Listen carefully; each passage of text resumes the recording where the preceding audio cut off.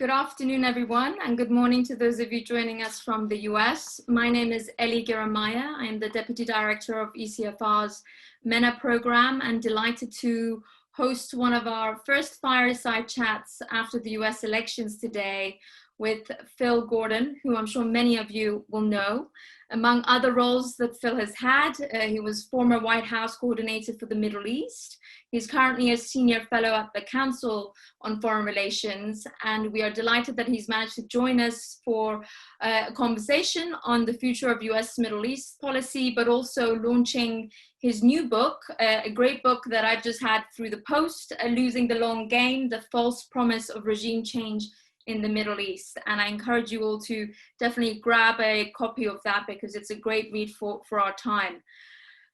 So what better time right now to discuss the direction of US foreign policy fresh out of the US elections.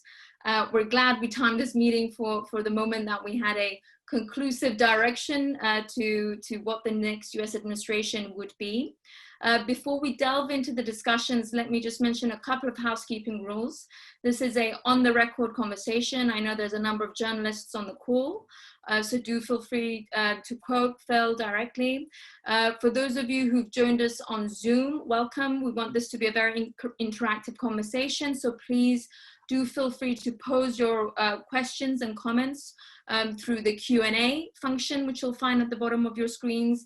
And for those of you who are joining us on Facebook live stream, you can interact with our colleagues through the comment sections, and we will feed in your queries to Phil as the discussions go ahead. So Phil, let me turn to you directly. There's a lot that I wanted to get into about what a Biden administration holds for the Middle East, but let me pause those questions for the later part of our conversation. And let me first start off by asking you, what made you decide to write this book and publish it now? As you say, there's been 70 years plus of US regime change ideas and concrete actions in the Middle East region and North Africa. Why did you decide to push forward now? One of the things that came to my mind, interestingly, was in your introduction, you talk about Trump's Iran policy being potentially one of regime change, but through different tactics to the traditional ones that we've seen. And you also start the first chapter of your book with the original sin, which is about the 1953 coup against Iran's Prime Minister Mossadegh. I wanted to ask you what your reflections are about the timing of this book. So over to you, Phil. Excellent. Well, first, Ellie, let me just thank you for doing this, and thanks to everybody for joining. I really look forward to this conversation, and you're a perceptive reader when you flag Iran as relevant to your question about why I wrote the book and why I wrote it now. There's sort of two main reasons, but one was indeed, as I watched the Trump administration start to formulate its Iran policy over the past couple of years, moving in a direction of what I think you have to consider to be regime change, it led me to ask the question, or at least to suggest, before we go down this course of action again, maybe it would be interesting and useful to look back at our history with regime change in the Middle East and the track record and learn lessons from that before we do it. Now, you might say, well, hang on, Trump's policy in Iran isn't regime change, so what are you talking about? It is true that the official policy isn't regime change, it's behavioral change and a better deal. But I think when you really drill down on it, it's pretty clear what they really have in mind is raising the pressure on Iran to the point that the people rise up and get rid of the regime. And to be honest, they occasionally say that in unguarded moments. And of course, the president surrounded himself, at times at least, with people like John Bolton, Mike Pompeo, who have advocated explicitly for regime change. So that's the point of looking back at this history. As you say, Ellie, this is not a new topic. Anybody who lived through the policy debates of the Iraq War is very familiar with historical debates about regime change. But I think in that sense, it's relevant for today because it's still on the agenda. So what I do in the book is go back all the way to what I call, in that first chapter, the original sin, the 1953 coup in Iran. But then there's, of course, the regime change in Afghanistan by supporting the Mujahideen in the 1980s against the Soviet-backed government, the second regime change in Afghanistan post 9/11 against the Taliban, classic case of the 2003 Iraq War. But then, and this is the second set of reasons I wrote the book now, a set of regime change policies under the Obama administration in which I had direct personal experience. And that was also something I wanted to explore, based on my own experience, where our efforts to change the regimes in Egypt, Libya, and Syria. So I think all of that makes it highly relevant for the current and the next administration, what we might learn from these 70 years of previous experience in the region. Thanks, Phil. And in the final chapter, you set out about 11 lessons learned from these case studies that you look at. And one of the ones that I found quite resonated with me in terms of the policy discussions I've seen on Syria and on Libya over the years is the if only argument that you set out, that, if only we had more troops, if only we put more resources.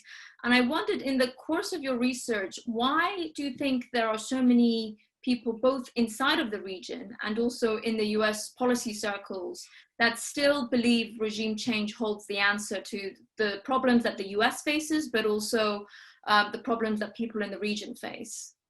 Right.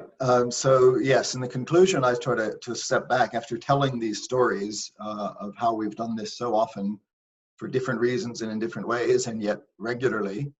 Why we keep coming back to it and why it's so hard. And yes, I have 11 reasons. It could have easily been 15 or 20, but I was trying to understand why it's so hard and why we keep coming back to it.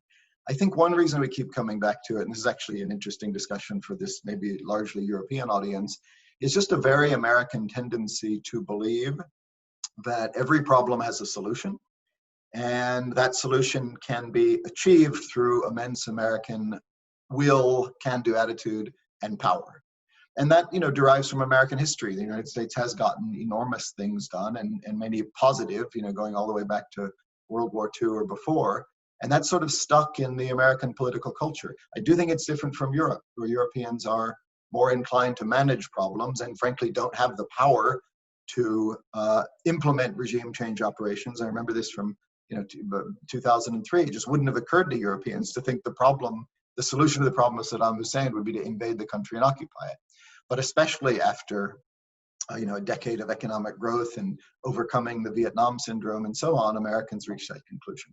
So it's been a persistent pattern to each time think, and you see this in each case, even if the previous one goes badly, a new set of leaders comes in and thinks, well, we're going to do it differently this time. And we can do it. And as soon as they set themselves on that goal of changing the regime, they tend to overstate the threat and understate the costs and risks of doing it.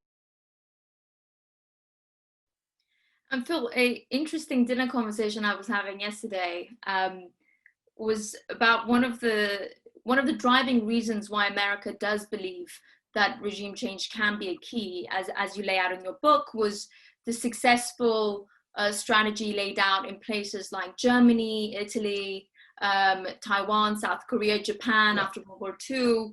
And can you explain a little bit how those examples shape the thinking and why you lay out in your book those are different fundamentally to the cases we deal with in the Middle East? Right. So in the book, I look in detail at previous cases of regime change in the Middle East, but I also raise this question of regime change elsewhere, because obviously, we've done this not just in the Middle East, we've done it all over the world for quite a long time. And proponents of regime change, again, especially in cases like the run-up to the Iraq War, would invoke these past cases of allegedly successful regime change as the reason we should be optimistic. Again, you get this selling operation of why it's going to work this time. And as you say, it goes back to World War II, where the case was made, well, look, we've done this before. We did it in Germany and Japan, Italy, and these places, it is true, became successful, prosperous democracies. So, we can do this. My point about that is it's not to deny that those regime change operations were successful, but it is simply to say that they were successful, but they also required, 6 years of total war, 2 million troops, US troops being deployed on an extended basis, trillions of dollars and years of occupation. So I'm not sure that's really relevant to, current policy debates about what we might do in Iran or Iraq or Syria, because I don't think that's what advocates have in mind. In fact, one of the patterns in the book that I talk about is how often we understate rather than confront and be honest about the costs of successfully doing such things. So the World War II case is true, but I think not really relevant. Also not really relevant are other cases people often point to, like, for example, Panama or Grenada, where again, the United States, I think it's fair to say in those cases, intervened militarily, got rid of a bad regime, and the outcome was, more or less positive. But again, that's sort of on the opposite side of the spectrum. To note that we were able to successfully do this in Grenada or Panama, I don't think tells us much of relevance to what we could do today in Iran or Syria. Just for example, to sort of put that in context, one reason Panama worked was that we sort of used the Powell Doctrine and flooded the zone, right, to make sure we could keep security after the regime change.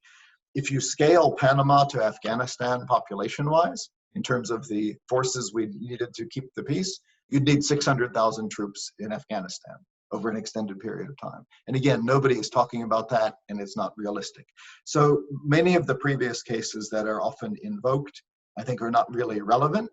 And there's a much greater history, which I also talk a little bit about, of failed regime change operations, not just in the Middle East, but elsewhere, going back to coups in Latin America, in Guatemala, Dominican Republic, Chile, the Bay of Pigs, obviously, where we invade, hoping to bring about the end of that regime, and it's still in place today. South Korea, 1963, where we, again, get rid of a regime with a coup, thinking that will lead to a better partner, and it doesn't.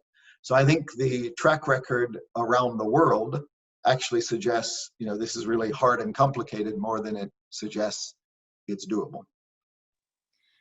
And Phil, one of the issues you point out as you're talking about these more successful regime change endeavors was to say that a lot of these countries had a industrialized economy that was pretty successful, and they had components of functioning or semi-functioning democratic institutions. So if we're to move on that premise, I wondered, what do you think that the decade, 2-decade plus for some of the countries in the Middle East of US sanctions policies that have left the economies very crippled in a number of cases, and intensified sanctions on a sectoral levels in places like we see Syria now, Iran obviously is an old case, as was Iraq, but also Lebanon now increasingly. What does that economic degrading mean to you for future prospects of democracy building and also reduction of threats to US security interests from these countries? Right, so there are a couple of interesting things in there. One is what you started with, which is whether the Middle East is a propitious place to do this sort of thing, even compared to those other areas. And I argue in the book that it's actually even harder in the Middle East, having argued that in Latin America and Africa, it often doesn't work. I make the case that it's even more difficult in the Middle East because we don't have a great recipe for historically what leads to stability and democracy. But to the extent we do understand it, and there's a lot of scholarly literature on this, past experience with institutions and democratic institutions and a certain level of economic prosperity seem to be the components that make it at least possible to move in the direction of democratization. Now, unfortunately, tragically, the Middle East is not rich in those elements of past democracy, past stable institutions, or a level of economic development. So you're actually working in maybe the most difficult regions in the world to do this, where you have artificial states, artificially drawn borders, deep ethnic, social, and other divisions within the countries, which means that when you change the regime in such countries, it's even harder to put stability in place in its wake. So that's one huge challenge for doing this successfully in the region. And again, we always come up with reasons why this will be different. And in the run-up to the Iraq War in 2003, you heard all sorts of arguments about why we shouldn't worry about post-war stability in Iraq, and it will pay for itself, and the neighbors will help. But again, in every one of these cases, we understate those challenges. Your point about sanctions is also critical to this whole debate, because It's another one of the things that keeps coming up over and over again, this fantasy that somehow we can bring this about with economic sanctions, but that never works. I mean, historically, the track record of economic sanctions bringing about the end of hostile or repressive regimes is terrible. It leads to much public suffering, but it almost never leads the regime to give up or compromise politically, and yet we continue to invest in it, and we find the situation worse. I say almost never because I think you can bring up the case of South Africa, where the sanctions were universally and globally applied, very intense, and the situation on the ground was such that ultimately that regime realized it had no choice, and it couldn't even resort successfully to repression. Unfortunately, in most other cases, the sanctions punish the population greatly. The leaders are fine, and you exacerbate the situation rather than bring about successful regime change. Again, one of the things I want to reinforce here is that we so often fall prey to the notion that we can do this on the cheap. In some ways, that's like the core message of the book. If you want to make the case that a regime is so hostile, so threatening, so dangerous, so repressive, that it is in our interest to get rid of it, you need to accept that the costs and consequences of doing so will be great. Make that case if you want it, but don't imagine that economic sanctions or a limited amount of military force is going to get the regime to go away. It doesn't.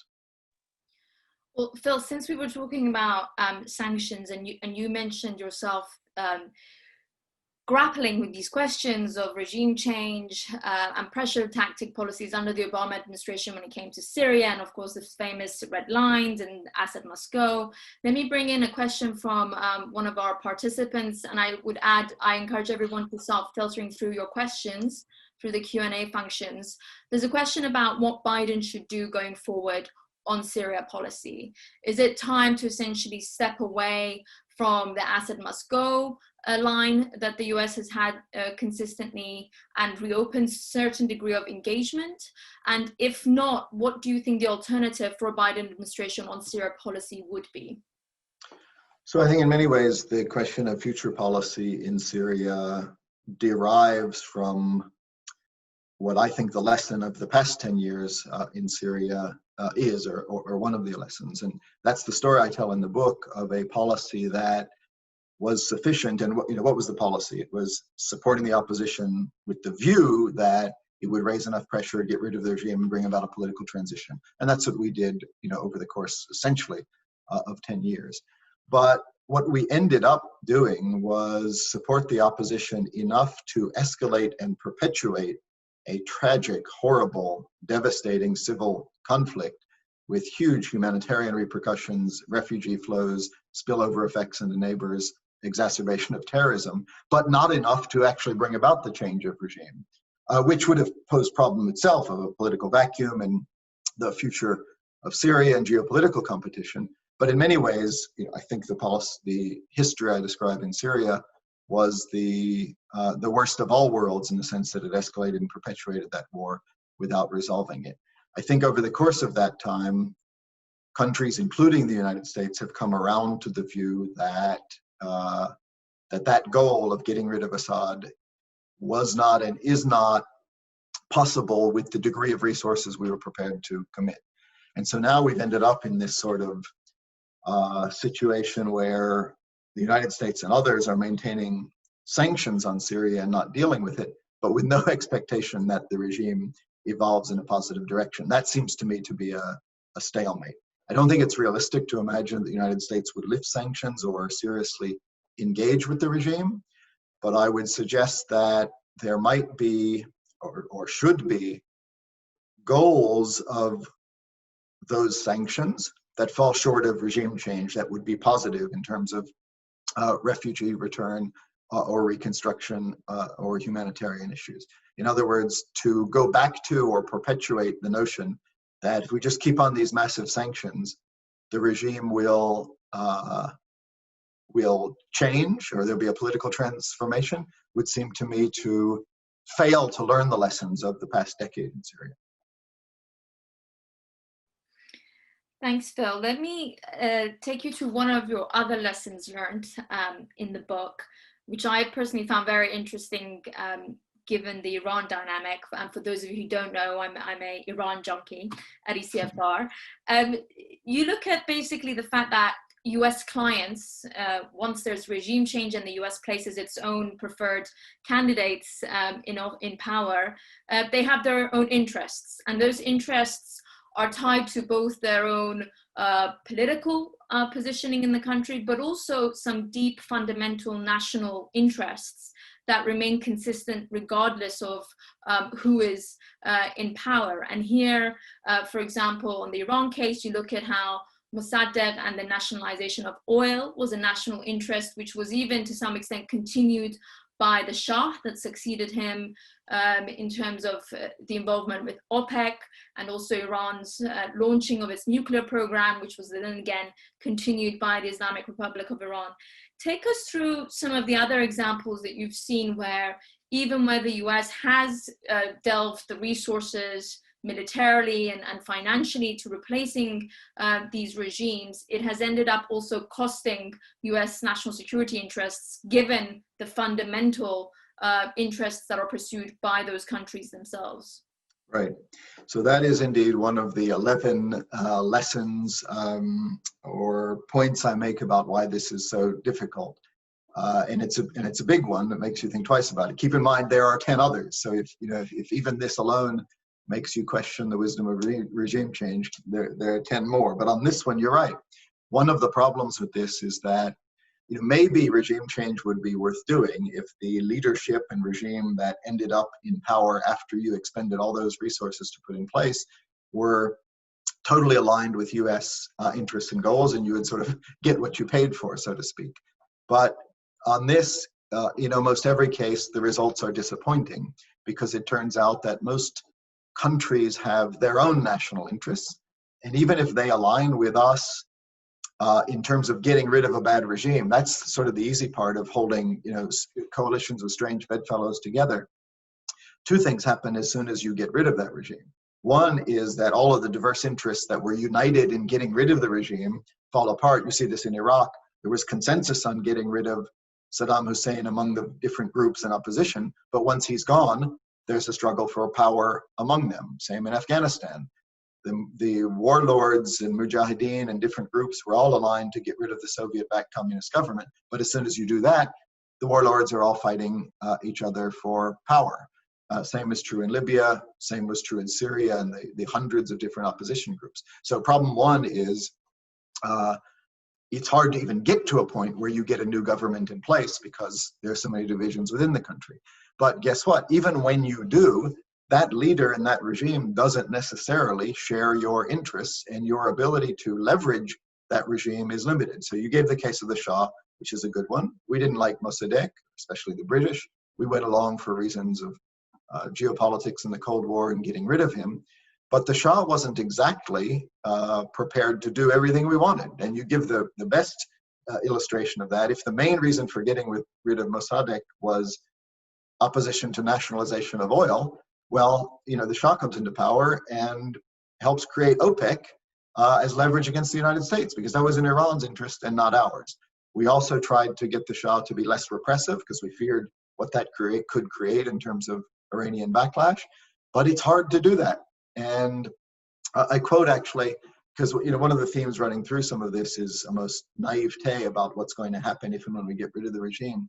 Even Eisenhower, who sort of fell in love with regime change, partly based on this quote unquote original sin, in his diary, he wrote after Mossadegh was successfully removed, Eisenhower writes to himself, now, if only we can get him to behave and make some compromises and be realistic, this should all work out very well. Well, that comes back to if only. Yes, but that's just not likely to be the case.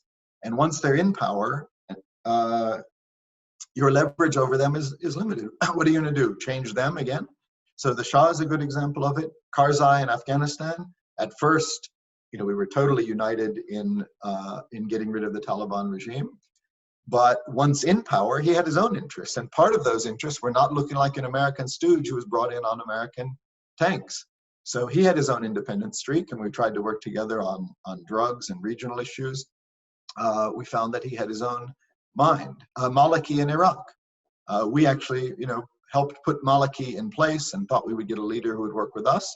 Turns out that he was an Iran-backed Shia sectarian who exacerbated the problems that we were trying to solve in Iraq. You can do the same thing in Libya and elsewhere. The point being that even if you somehow finally reach this destination of putting in place a leadership that you desired over the previous one, you can't assume that that leader is going to go along and align himself with your own interests, or that you can deal with that problem once it comes about. We often got criticism, why don't you guys, you're the most powerful country in the world, why don't you use your leverage and quote unquote, get Maliki to behave or get Karzai to behave.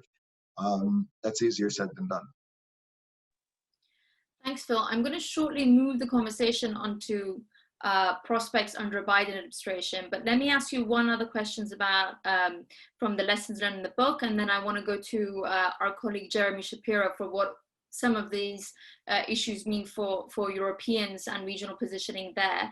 So one of the questions we've had from the audience is, what amount of the US getting it wrong in regime change is about a lack of understanding of the history and conditions in the Middle East, or is it just pure quote unquote arrogance? And I mean, this takes us back to one of your other lessons learned, which is the fact that in many countries where the US has pursued regime change, there's a real knowledge gap on the ground and understanding of the local dynamics. What are your reflections on that point? So I would just say two things about that. I do think that's a factor, and I pointed out in the conclusion as well how limited our knowledge is in many of these cases, in part just because of lack of experience in the region, in part because especially top policymakers are too distracted. I mean, there's so much on the plates of our leaders that it's understandable that they're not familiar with the nuances of Pakistani, Afghan groups or relations. And in many of the cases, of course, we don't even have a presence on the ground. We find ourselves blind because, in some cases like, Libya, we didn't have an embassy for years, or Afghanistan. And so you find yourself dependent on locals who have more knowledge, but they also have their own interests. It's another thing we keep falling prey to. We believe what we want to believe, and we often rely on exiles for their expertise, but they have their own interests. I mean, the best case of that, of course, is Ahmed Chalabi, who persuaded the Bush administration, one, that Saddam had weapons of mass destruction, but even more, that his group would be influential and Iraqis would welcome democracy and work together. And so you rely on them, and I quote again in the book, and maybe this is a little bit facetious, but it's relevant. Both Paul Wolfowitz, Deputy Secretary of Defense at the time, and Dick Cheney, Vice President, both giving a number of examples where their expertise on Iraq was based on their own meetings with Iraqi exiles. And they would both say, well, here's why we'll be welcomed as liberators. I met with some Iraqis in the White House last week, and that's what they told me. That's actually a real problem. If you don't have any familiarity with the country and its history and its divisions, you are sort of flying blind and susceptible to being told what you want to hear. And often these groups are good at telling you what you want to hear, because they have an interest in doing so and knowing how to manipulate us. All of that said, so the answer to that question is yes, there's a lot we don't know and we overestimate what we know, but all of that said, it's actually more important, it's not just that, because in most of these cases, even if we knew more, we wouldn't have a clear path to successful regime change. I mean, that's the greater problem, that there's not even more knowledge wouldn't help you do this successfully because the obstacles of pulling it off are so great. Thanks, Phil. Let me bring in my colleague, Geranmayeh Shapiro, who's a former colleague of yours in the US government, who's also working on the Levant region. Geranmayeh, we've talked about the quote unquote success of US foreign policy in the Middle East. Can I ask you, why is it that Europeans consistently are holding out for US policy in the region before they set their own? I mean, we're even seeing this somewhat in terms of the amount of hope that's being placed on what a Biden administration might mean for the region and positioning in Europe. What's your sense of where Europeans are getting things right and where they need to be headed under a Biden administration when it comes to some of the key portfolios in the Middle East, like Iran and Syria, for example. Over to you. Oh, that's interesting. Look, I've always had the impression, and I think Europeans don't like to hear this, that Europeans don't really want a policy of their own in the Middle East, particularly on these types of sort of regime change and issues on places like Syria. In part, that's because they don't agree amongst themselves, but in part, it's because it's a policy area which is very hard, and there aren't any good solutions. And it's quite interesting that that the Europeans have been in almost all of the examples that Phil cites in his book. The Europeans have had opinions. They've often negative opinions. They've often expressed them, but generally speaking, they haven't been any sort of hindrance to the U.S. going forward. And more commonly, almost universally, they have assisted the United States even when they disagreed, and that's true even in the most the biggest divide that they had in the Iraq War, where even though certain European countries, actually only 4, but stood aside and very publicly opposed the U.S. At the same time, Germany, that was one of those 4 countries, was backfilling the United States to help secure bases and things like that. So they were always, at least in very quiet ways, assisting. And I think that reflects the fact that this isn't a policy that they really wanted to lead in. I think as you can see now that there is all of this talk in both the United States and Europe about a U.S. withdrawal from the region, and I think some reality to it, although it's a lot sort of slower and less precipitous than we had imagined. There is a lot of efforts to sort of create a degree of European capacity to not exactly substitute for American power there, but to take a different approach and to be an external actor in the region, but not really much movement on that at all, really very little. And in fact, if I had to say it, if I had to guess, I would say that in most European foreign ministries, they're sort of hoping that the U.S. doesn't leave, not because they approve of all of the policies that the U.S. is doing there, but because they don't actually relish the idea of trying to substitute. But I'd really be interested to get Phil's view on that too, because I think it's a sort of consistent theme throughout the cases he looks at. Thanks, Jeremy, for your guest appearance with us today. No problem. Phil, before I pass that question from Jeremy, let me wrap it up with another question that we've had from the attendees, which is, looking forward with Biden, there's a sense that the foreign policy circles around him are quite traditionalist in some sense in terms of liberal interventionism. Lots of his advisors seem to think that, the policy in Syria should be a continuation of upping the pressure. It's quite unclear to a lot of people in Europe where the policy on Iran may, for example, be headed. But let me start off with that general question of, do you think the foreign policy team around Biden will present a shift in terms of positioning in the Middle East to what we've seen from Trump? And if so, where are some of the critical case studies that you might be able to point to?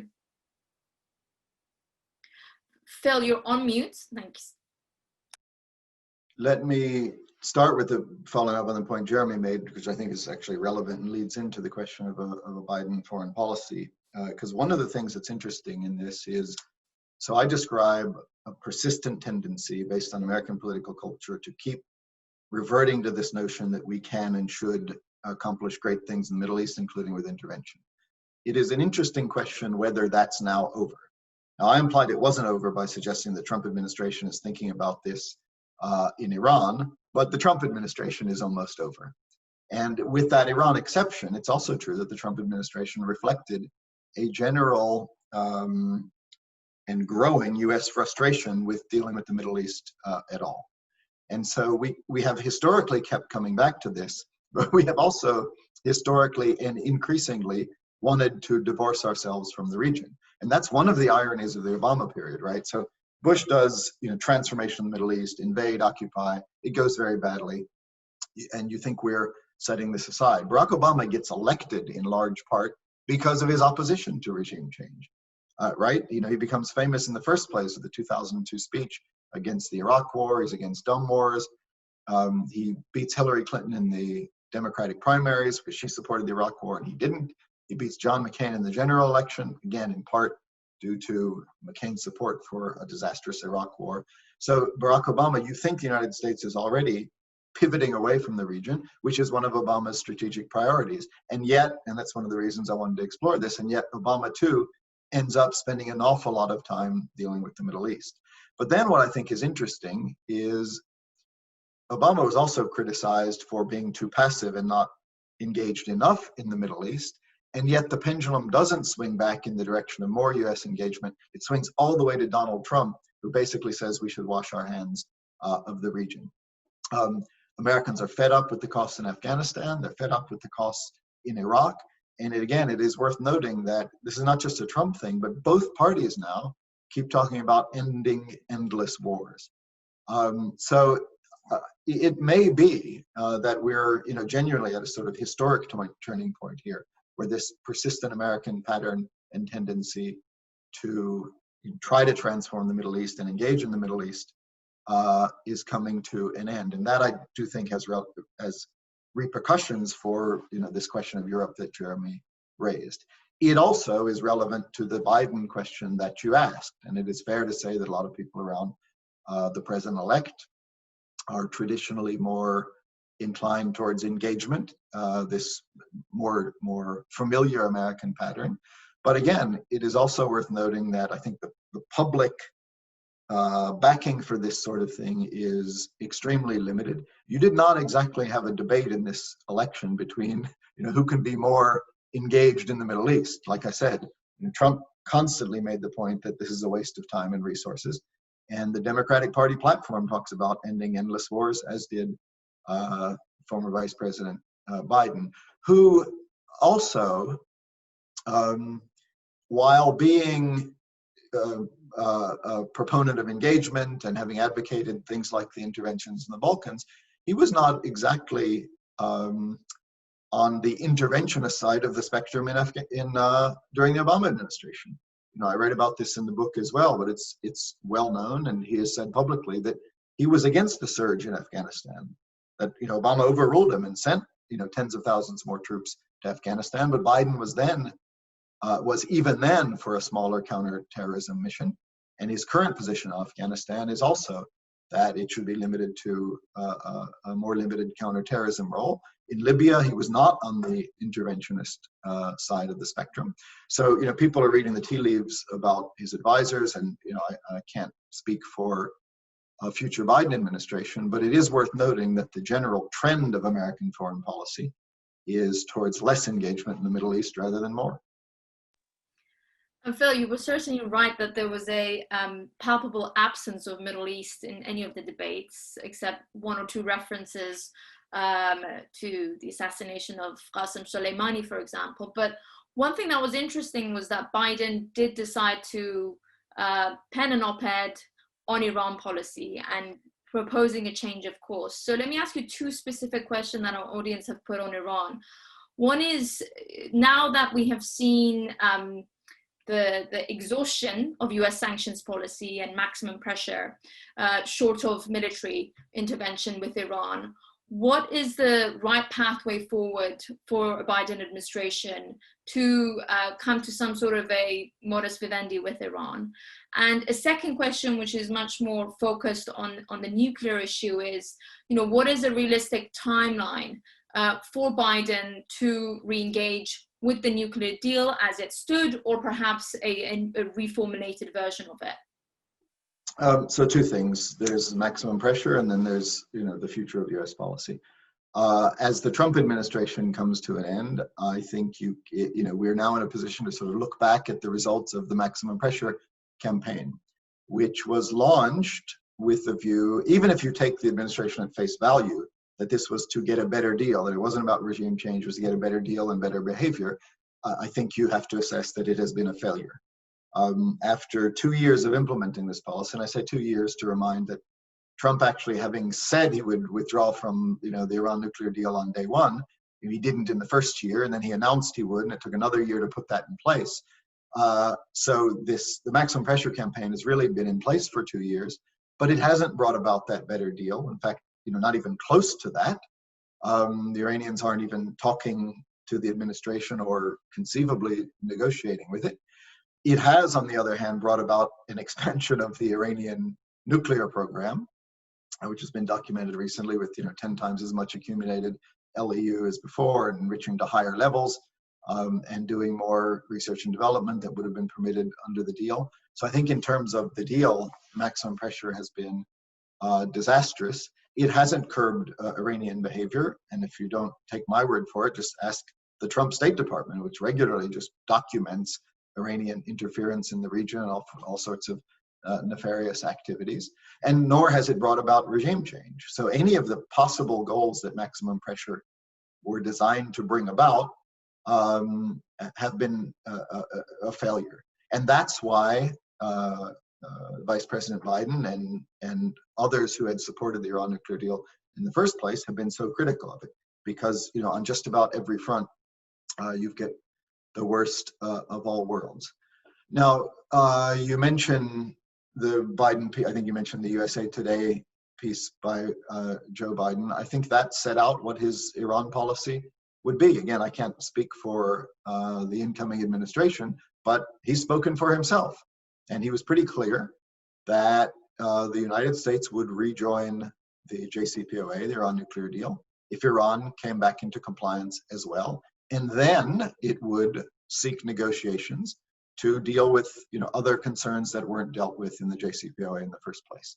So there will be challenges to that, and it is clear that the Trump administration is doing everything possible to make it impossible for Joe Biden to implement the Iran policy that he has announced. I mean, they've been doing that for some time, not just trying to blow up the deal entirely, which also included the effort to extend the arms embargo, which completely failed, and the United States was isolated at the Security Council in New York, trying to get snapped back on a very thin and dubious legal basis that we were somehow still a participant in the deal, even though we had left the deal. But waves of new sanctions, many of which are done under the rubric of terrorism, specifically to make it more difficult politically for a Biden administration to lift them. And those are still going on, and I suspect there'll be more in the 2 more months where Donald Trump is president. And I think, I think Trump is also trying to do everything possible to signal to the Iranians, you can't even cut a deal with the Biden administration, because Republicans or a future administration will do everything possible to undermine it, even if there is one. So that will be the challenge for President Biden to implement his own policy. In part, everything Trump is trying to do to make it impossible for Biden to do that. Thanks, Phil. Let me shift countries a little bit. We've had a couple of questions on both Palestine and Lebanon, so let me group those together. Folks are wondering if Biden can make any significant changes in the dynamic in Israel-Palestinian file, for example, by taking a clear position to recognize Palestine, which, by the way, is a big debate here in European capitals as well at the moment. And a second issue is to do with the maximum pressure campaign on Iran as it has extended to other countries like Lebanon. Do you expect the recent waves of US sanctions targeting Lebanese officials and those connected with Hezbollah to continue to intensify under a Biden administration? And if so, to what ends? I'm not really going to speculate on Lebanon sanctions. I think we can rely on what Biden and people around him have already said on the Israeli-Palestinian issue. Joe Biden has been a longstanding supporter of Israel and expressed that throughout the campaign. Nobody can question that. He's been very clear about this, the importance of the U.S. strategic partnership with Israel.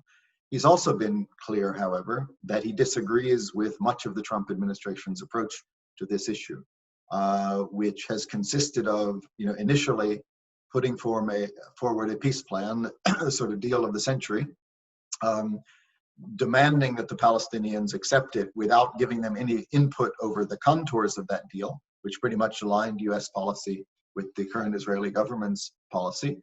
And then when the Palestinians failed to do so, as was entirely predictable, punish them across the board with cutoff of US financial assistance to the Palestinian, security cooperation, cutoff in US assistance to UN refugee agencies on which the Palestinians depend, closing the Palestinian Liberation Organization representation in Washington, closing the US consulate in Jerusalem that dealt with the Palestinians, a series of measures designed to just punish them and force them to come back to the table, to accept a deal that they had no input into, didn't even get a chance to discuss, and could never accept. So that's been Trump's policy. And I think the vice president during the campaign, now president-elect, made clear that he was going to continue to be a strong friend and backer of Israel, but he said that he would reverse those punitive steps by Trump that he thinks stands in the way of a potential two-state solution.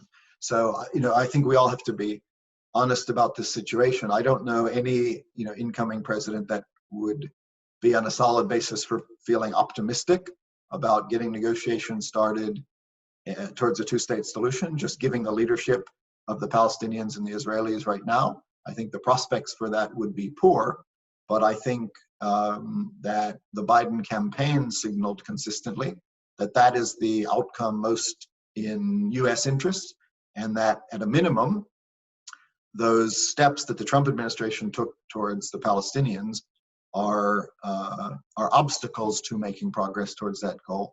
And by the way, I talked about things that Trump has been doing and might do during this transition on Iran to make the incoming administration's life more difficult. I think the same is true on Palestinians. And you have Secretary of State visiting a settlement in the West Bank at the very time that the Israeli government is issuing tenders on new settlements that that the Obama administration strongly opposed because they so complicate the possibility of a Palestinian state and cut off the space between Bethlehem and Jerusalem and surround a Palestinian village.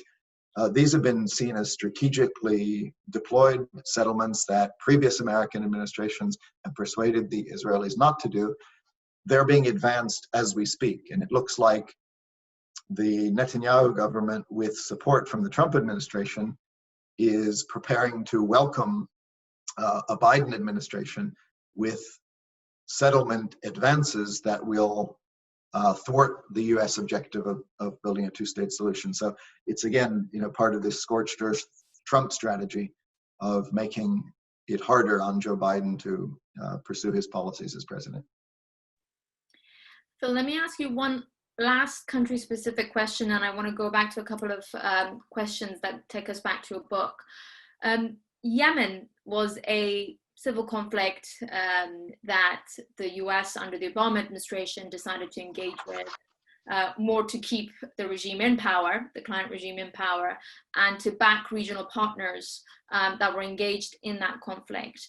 Do you see, with the shift of mood both in the US Congress recently, but also statements that Biden had made himself during the campaign trail on the relationship, for example, with Saudi Arabia and ending US support to the conflict in Yemen, that we are likely to see some shifts on US policy quite early on when it comes to Yemen and its the regional backers of the conflict?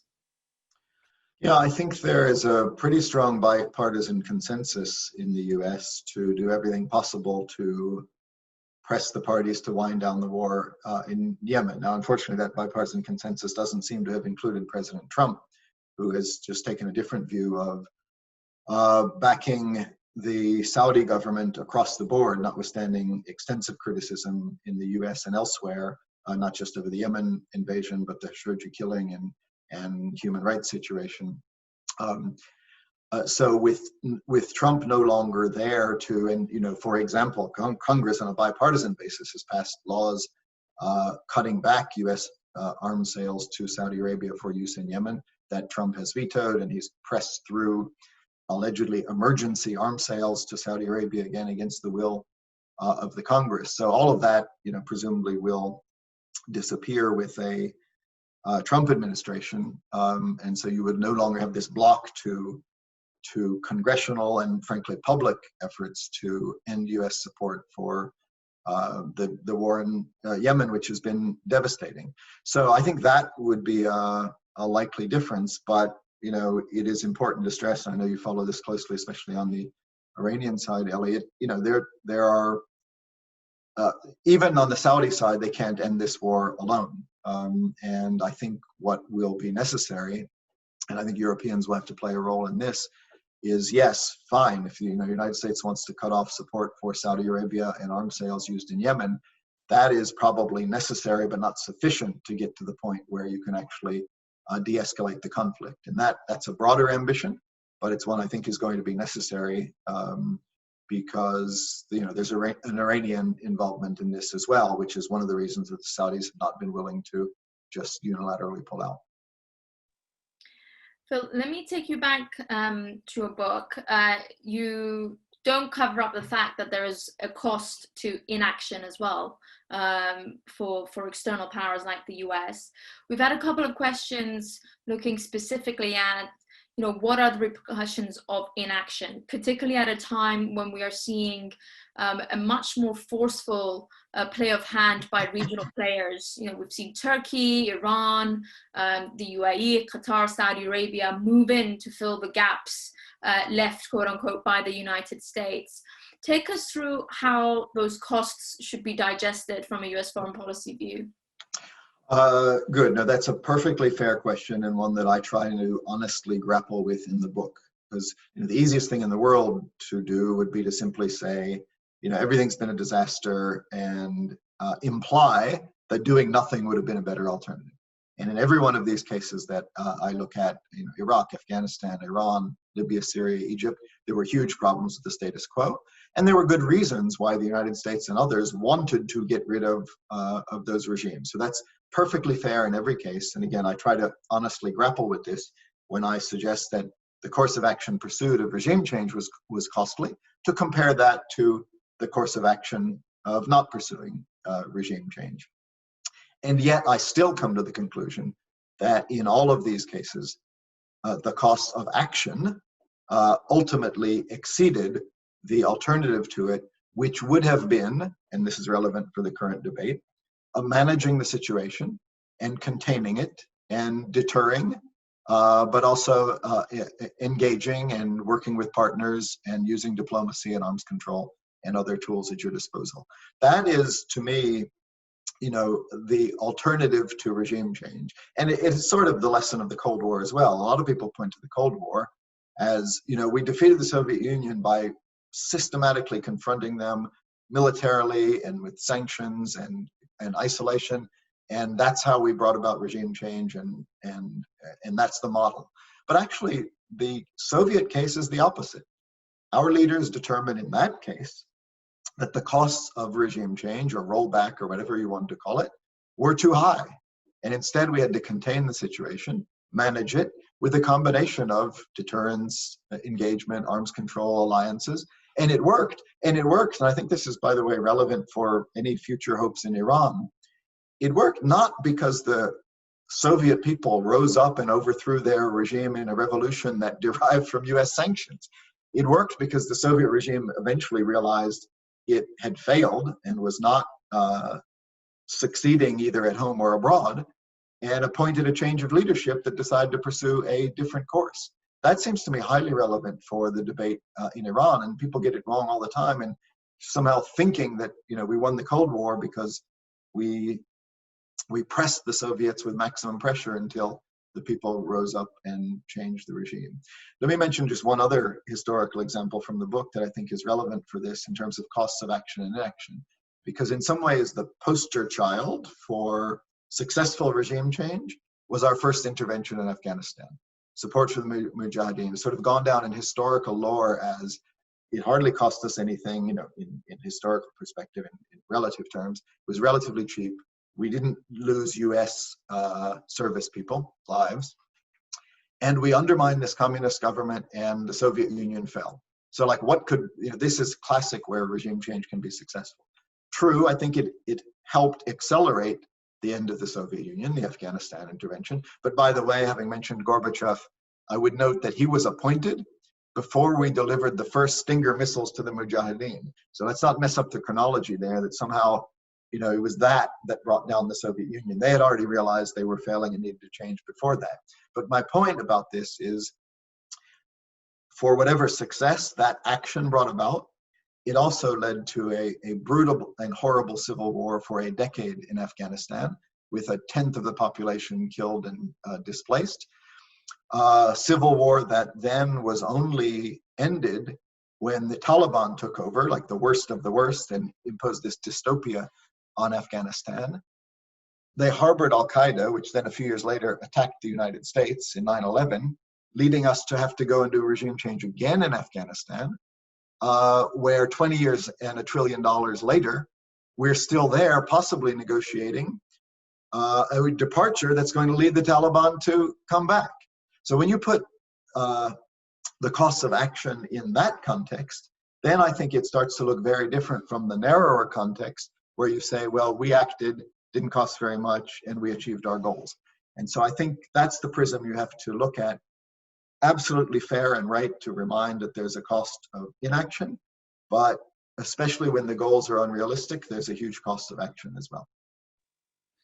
Thanks, Phil. And in the book, you do lay out a range of options for that containment/management of adversaries that falls far below pursuing regime change or military attacks on the country. But I'll probably end on a more hopeful note here by underscoring I really enjoyed the emphasis in your book also on the role that economic development and support to economies of a lot of these countries can do for a long-term vision of democracy in this part of the world. And that's something that I really think is underappreciated in some of the foreign policy debates.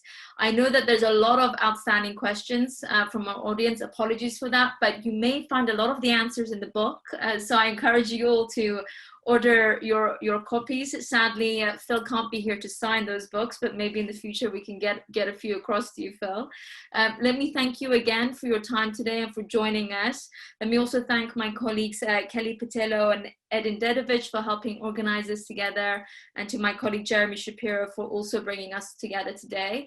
Thank you all for joining ECFR's Fireside Chat. We hope to host you in the near future for another round of discussion. Thank you and good day to you all. Thanks, Phil. Thanks, Ellie. Thanks, everybody, for joining.